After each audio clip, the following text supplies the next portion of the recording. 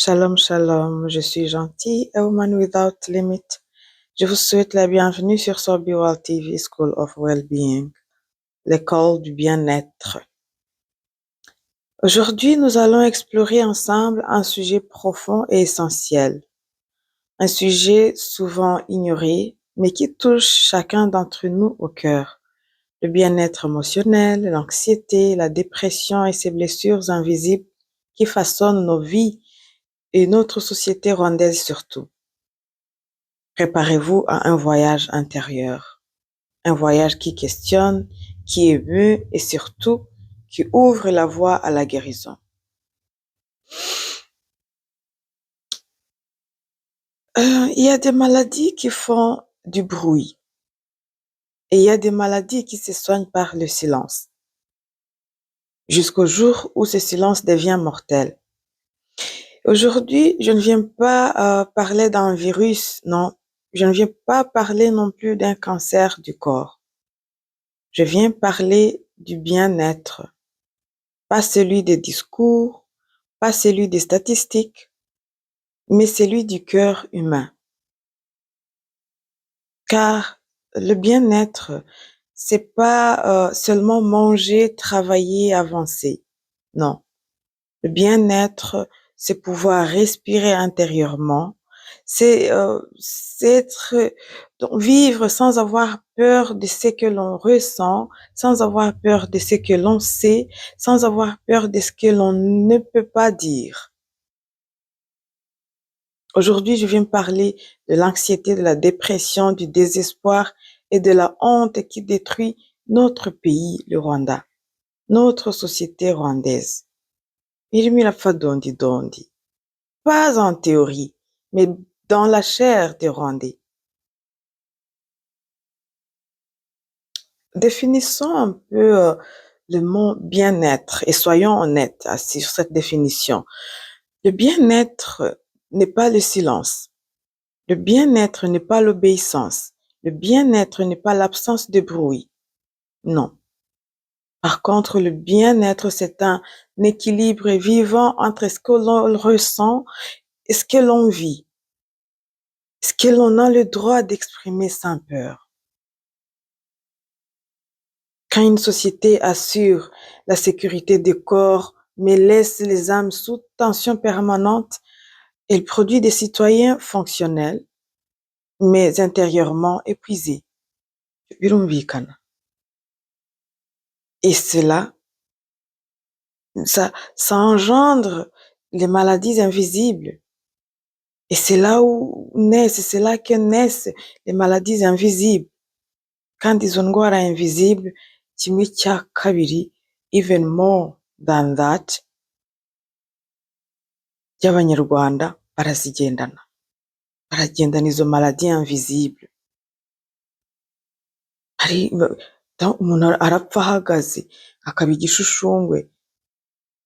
Alors, il existe des douleurs qui ne saignent pas à l'intérieur, mais qui vident l'être humain de l'intérieur. Quand un peuple a traversé des violences qu'il n'a pas pu nommer, des pertes qu'il n'a pas pu pleurer, des absences qu'il n'a pas pu expliquer, la douleur ne disparaît pas. Elle change de forme. Elle devient anxiété, elle devient dépression, elle devient résignation et surtout, elle se transmet. Ntabwo akababaro, ntabwo umuhangayiko, ntabwo agahinda k'umunyarwanda kari kugarukira ku munyarwanda w'ejo hahise cyangwa k'uyu munsi. Kazaba transferred, kazaba transmis de génération en génération. Il y a la peur qui ne dort jamais et ça c'est l'anxiété. L'anxiété, buri munyarwanda wese, reka mvuge ngo benshi, anxiété, il y a personne qui échappe kuri iyi ndwara. L'anxiété, ce n'est pas avoir peur d'un danger précis, non. C'est vivre comme si les dangers pouvaient surgir à tout moment. Aha rero, Abanyarwanda 9.5 ku 10 barashize, yaba uri imbere mu gihugu yaba uri hanze y'igihugu, barahorana ubwoba kubera kuburirwa irengero. Umuntu araburirwa irengero, umuntu ngo ari muri gereza ngo yimanitse n'ishuka. How? Really? Umuntu afunzwe ate muri gereza, bamukuyemo isaha n'umukandara n'inkweto everything, mu gitondo ngo yimanitse n'ishuka? Really? Uratwara abana, les jeunes baratwarwa muri M23. Turi kwagura igihugu cyabaye gitoya, turi kwagura igihugu ngo kikweduke kibe kinini, ou bien guterezwa cyamunara, gusimburwa mu kazi hajyemo mukafande, gutanga umusanzu wa FPR w'ikirenga. Umuntu yaherutse gutanga sheki ya miliyoni 3, baramubwira ngo ninde wakubwiye ko turya shikarete? Really? Waguha shikarete za miliyoni 3 wazirya ukazimara? Gufungirwa insengero, ngo insengero ntizujuje, nta parikingi, nta toilette. Gusengera online nabyo ngo ntibyemewe, ngo baratanga, diaspora iratanga amaturo.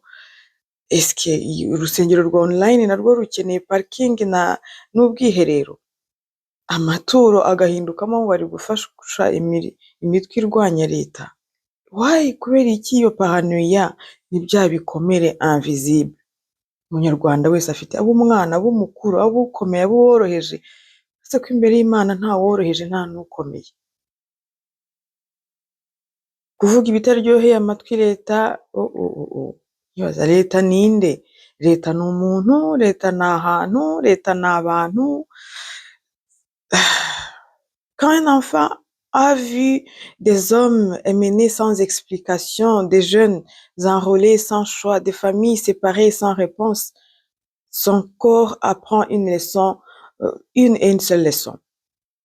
Le monde n'est pas sûr. Icyo nicyo kibika mu bwonko bw'umwana. Le monde n'est pas sûr. Yakura rero, il surveille ses mots, il mesure ses silences, il vit en alerte permanente. Et anxiété. Judith Herman explique que le trauma prolongé crée un état de vigilance constante, même quand la guerre est officiellement terminée. Iwacu ko intambara yarangiye, kuki umuntu ajya kuvuga agakeba gusa? Kuki umuntu ajya kuvuga ngo reka mbanze ndebe ninde uri kunyumva? Pourquoi iyo vigilance? Iyo ni indwara yo mu mutwe. Hari indwara yo mu mutwe itera vigilance, kugira ngo umuntu ari mbese arifitiye vigilance constante kandi ni hyper vigilance. Umuntu ntamenye niba aravuga iki, arakibwira nde, arakivugira he, arakivuga ryari, parce qu'on ne sait pas ni iki cyemewe kuvuga, ni iki kitemerewe kuvugwa. Ninde wemerewe kuvuga, ninde utemerewe kuvuga. On appelle cela paix. Mais le corps, lui, ne s'y croit pas. Umubiri ntubyemera. Turabibeshya ubwonko ariko umubiri ntabwo ubyemera. Il y a la douleur sans funérailles. Et ça, qu'on le définit comme la dépression. La dépression nini ikabije mu gihugu cyacu ni depression iterwa no kuba ni ako gahinda, ako kababaro sans funérailles, nta gushyingurwa. La dépression n'est pas toujours pleurer. Parfois, ce n'est plus rien sentir. Que fait un parent qui n'a jamais retrouvé le corps de son enfant, qui ne sait pas où il est mort, qui ne peut pas demander pourquoi? Il continue à vivre, mais quelque chose s'éteint. Nk'uwo mubyeyi wirirwa akibabuza agati wenda umwana wanjye yarapfuye, ariko ntiyabaza ngo yapfuye ate, ntiyanamurira. Kumurira egare kuvuga uwamwishe egare nawe gupfa. Gupfa c'est devenu un jeu au hasard comme ça. Paul Ricoeur parlait du deuil empêché. Le deuil qui n'a jamais eu le droit d'exister devient une maladie silencieuse. Et la dépression se cache alors dans la fatigue chronique, le détachement émotionnel, la perte du goût de vivre. umuntu nyine abaho nta myaka 100. C'est ça, niho bihera, umuntu avuga okay, nta myaka 100. Ejo batwaye uriya, I'm the next. Ejo uriya yaburiwe irengero, maybe my father is the next. Igihugu cyacu gisigaye ni isayo, gisigaye kirigita, aho umuntu ahagarara akarigita. C'est quoi? Ese iyo ufite intama 100 imwe ikabura, ntuhaguruka ngo ujye gushaka ya ntama niba ari nta ruhare ubifitemo? Donc si tu t'étais, donc tu es complice de la disparition cyangwa nuko kurigita k'uwo muntu, cyangwa tu es l'acteur principal, cyangwa tu es le maître y'iyo opération. Mais il y a les orphelins invisibles, aba bo ntibavuga, dont on ne parle jamais. Des enfants qui ont grandi sans vérité, sans sécurité intérieure, avec des questions interdites et inédites. Bessel Van yerekana ko ngo le corps garde la mémoire du choc même quand la bouche se tait. Ces orphelins deviennent des adultes performants, mais émotionnellement fracturés. Oui, on chante la paix et progrès au-dessus de ces blessures. C'est koko yo ni amahoro. Mais il y a des questions confortables, mais permettez-moi de les poser. Peut-on parler de paix quand tant de douleurs n'ont jamais été nommées? Peut-on parler du développement quand les cœurs vivent encore en apnée? Du développement gute hakiri abana barira bicwa n'inzara bavirwa inzu ibagwaho? Oh my God! Carl Jung disait « Ce que l'on ne confronte pas dans l'inconscient revient sous forme de destin ». Donc, une société peut avancer économiquement, mais une société traumatisée avance avec une fracture intérieure. Alors, il faut ko twemera ko n'izo fracture zihari, izo blessure zihari, ibyo bikomere bihari, ayo marira arahari, sans distinction, nta kurobanura. Est-ce que ibyo ngibyo, ayo marira, izo traumatismes, izo fractures, izo blessures, et c'est le cas de tout? Non. Et il faut être honnête, ce n'est pas tout le monde, mais ce n'est pas marginal aussi. Mais les chercheurs baravuga ngo le trauma collectif latent. Il suffit d'un nombre significatif de personnes blessées pour influencer toute une société. Alors niba 9.5 sur 10 Rwandais bagendana ibikomere, des blessures, sont des personnes blessées, société yacu, comment twadéfinissa notre société? Est-ce qu'il y a quelque chose qui peut se faire kugira ngo twévite les risques? Il y a des risques. Si rien ne change, il y aura toujours des risques. On paiera le pot cassé. Si la douleur reste sans mots, l'anxiété devient chronique. La dépression devient générationnelle. On a vu ça se transmet. Et la honte devient identité. Un peuple fatigué intérieurement n'ose plus rêver, n'ose plus questionner, survit, mais ne vit pas. How do you want me to dream big? Ntafite nibaza ngo okay, tomorrow I'm the next kuburirwa irengero. How do you want me to know, gusobanukirwa, kumenya, kujijuka, whereby je ne peux pas questionner? Qui me dira la vérité de mon pays? Et que peut-on faire? Je ne viens pas accuser, je ne viens que ouvrir des chemins. Ce qui peut être fait, je crois, c'est de créer les espaces de parole sécurisés. Reconnaître la souffrance sans désigner. Burya amarira, agahinda, amaraso, urupfu ntibihindura izina. Umukuru abe yapfuye byitwa urupfu. Abe yarize amarira yose ni umunyu. Agahinda kaba katerwa ni agahinda. Amaraso yahindutse traffic light, whereby amaraso y'umwe ari orange, undi ni jaune, undi ni vert. Buryo hari amaraso adahabwa agaciro. Il faut aussi former à la santé mentale communautaire. Autoriser le deuil, même tardive.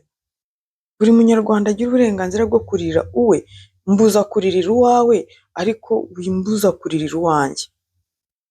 Viktor Frankl nous rappelle que l'homme peut survivre à presque tout s'il peut donner un sens à sa souffrance.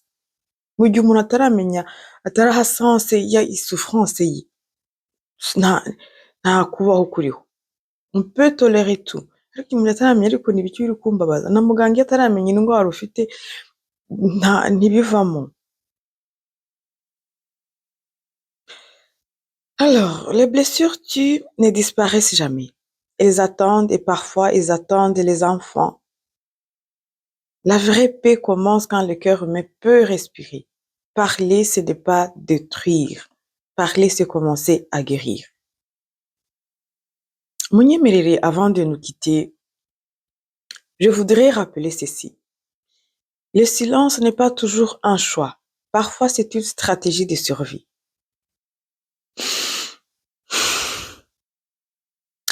À celles et ceux qui portent une douleur qu'ils ne peuvent pas nommer, à ceux qui avancent avec le poids de l'invisible, vous n'êtes ni faible ni seul.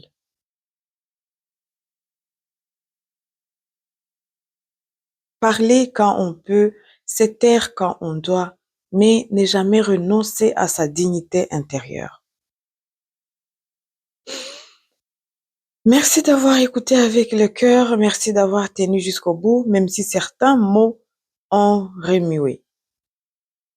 Je suis gentille et vous étiez sur Sobiwal TV, School of Wellbeing, with Woman Without Limit. Prenez soin de votre esprit, prenez soin de votre humanité. À très bientôt.